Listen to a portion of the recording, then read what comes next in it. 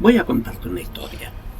Allá por 1960, 1965, 1966, había una serie ubicada en un futuro muy remoto donde se animaba a tocar cierto tipo de temas que ninguna otra serie de ciencia ficción había tocado. Tenía un capitán de la Tierra, un vulcano con apariencia medio extraña que muchos creían que era el demonio, tenía un ruso, un japonés, un escocés, una mujer y negra, y también tenía a su doctor.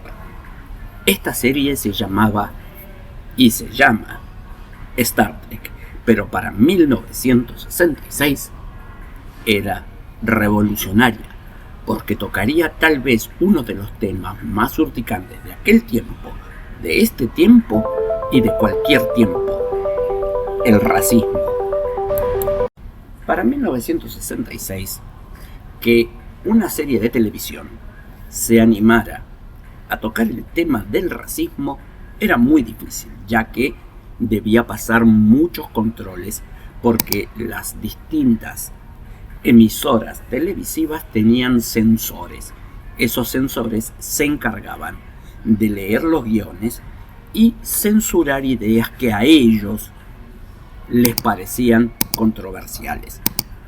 Y así fue como Jerry L. Coon, que era uno de los guionistas de Star Trek, decidió hacer tal vez uno de los mejores capítulos de Star Trek, que se llamó El último campo de batalla. Y la historia iba en derredor de una raza llamada los Querón, que los habitantes de este planeta se habían casi extinguido. Quedaban nada más que 2 ejemplares y tenían una particularidad.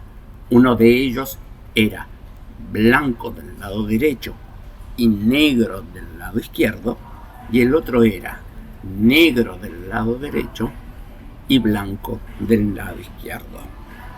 Y entre ambos se acusaban de muchísimas cosas que tenían que ver y tienen que ver con el racismo y con el apartheid, que era la idea y la ideología de aquel momento. Entendé bien esto. Para 1966, que un blanco en Estados Unidos compartiera un restaurante, un baño, un colectivo, era totalmente insospechado. ¿Por qué?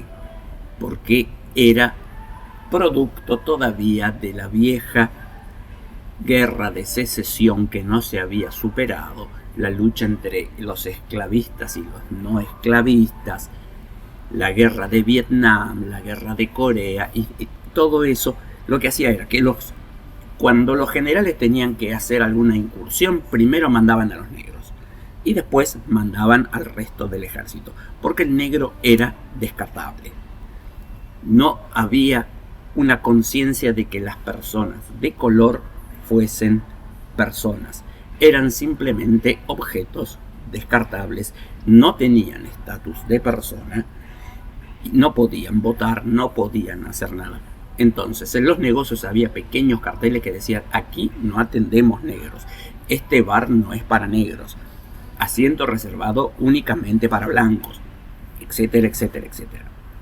Y ahí llega este capítulo llamado El último campo de batalla.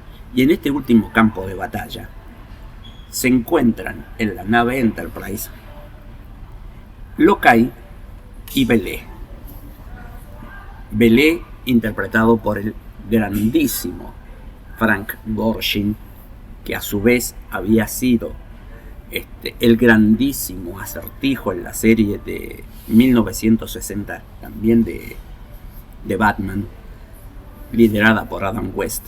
Llegan a la Enterprise, se encuentran con Spock, Kirk, McCoy y toda la tripulación de la Enterprise, y comienza aquí entre ellos esta eterna disputa entre los blancos más puros y los negros más puros. En el medio no hay grises, no hay grises, no hay matices. Simplemente, si yo quiero, te hundo y te mato, porque no sos igual a mí. El capítulo es preciosísimo, es muy muy bueno y enseña mucho sobre lo que es el racismo y cómo se debe combatir el racismo. Para 1966 esto era totalmente revolucionario. También había pasado con el capítulo dedicado al nazismo y etcétera, etcétera. Pero este capítulo, en medio de lo que eran las luchas por los derechos civiles de los negros con líderes como Martin Luther King, Malcolm X y muchísimos otros más, venía a llenar ese vacío. Y sobre todo, ¿por qué? Porque en el set de grabación había una negra, y esa negra era Nichelle Nichols. Entonces todavía tenía muchísimo más sentido que eso fuera un tema relevante. Los Querón, estos Belé y Locay, terminan luchando en su planeta y el planeta queda totalmente deshabitado. Se mataron, desaparecieron, fenecieron, se fueron. Goodbye, adiós. Pero el mensaje contra el racismo que dio ese capítulo sigue hasta hoy en día.